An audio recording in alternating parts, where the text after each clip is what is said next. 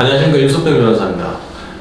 지난번에는 사기죄하고 채무불이행, 그러니까 민사적인 문제냐 아니면 자기 형사적인 문제냐, 돈을 이제 빌려주거나 투자했을 때 그거를 일단 구별하는 기준에 대해서 설명을 좀 드렸고, 오늘은 이제 사기죄는 그 이제 형법 347조에 나와 있는데 제가 읽어드리겠습니다. 1항이 사람을 기망해서 속여서 죄송합니다. 그 재물을 받거나 재산상 이익을 취할 경우에, 이게 1항입니다. 347조 1항 형법. 이제 10년 이하 징역 또는 2천만 원 이하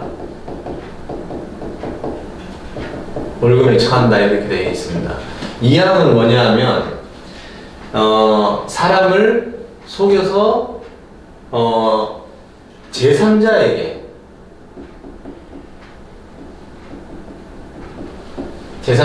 이제 속이는, 사기꾼이 돈을 받거나 물건을 받거나 하는 게 아니라 이제 물건을 그냥 재산상 이익을 제3자에게 주게 되는 경우에 동일하게 처벌하겠다 하는 건데, 지금 오늘은 이게 도대체 속이는 게 뭐냐에 대해서 제가 간략하게 설명을 드리겠습니다.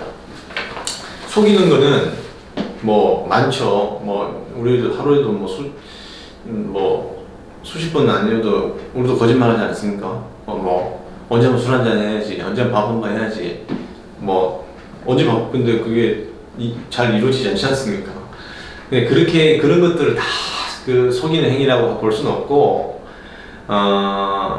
이 속인다는 기망행위는 말도 되지만 행위도 됩니다.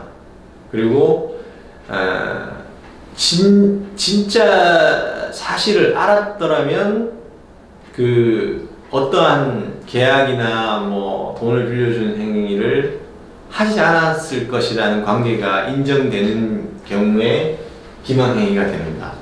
그리고 어떤 사실을 진실을 숨겨서 계약을 체결하거나 재산상 이익을 취하는 경우도 사기가 될 수 있습니다. 그러니까 적극적으로 속이는 행위도 되지만, 그다음 소극적으로 진실을 얘기하지 않고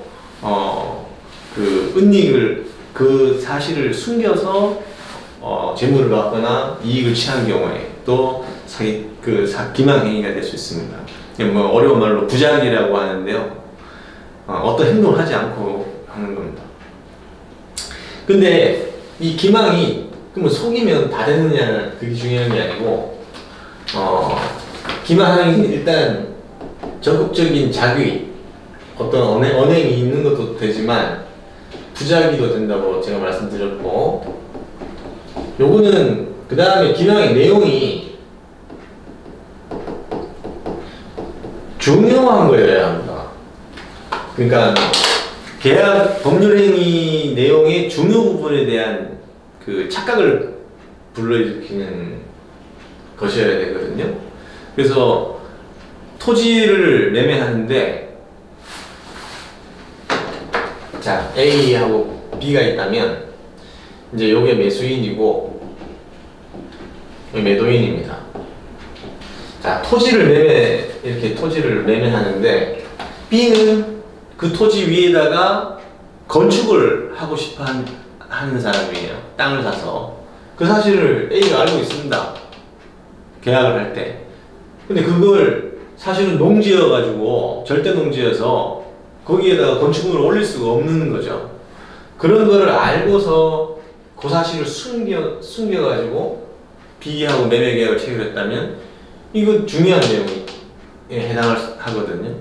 왜냐하면 토지 매수의 목적이, 동기, 이런 것들이 그게 실현이 안 된다면 B는 그 땅 안 샀을 거 아닙니까? 그러면 이제 중요한 부분에 해당하는 거고, 그리고 용도 사기라고 그냥 속칭 부르기도 하는데 이 용도를 속이는 것도 문제입니다.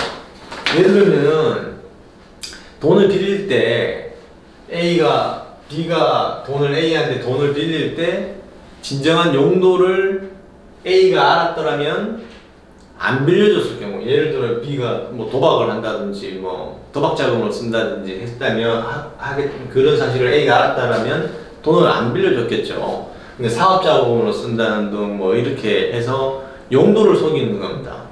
그런 경우도 사기죄가 성립할 수 있습니다.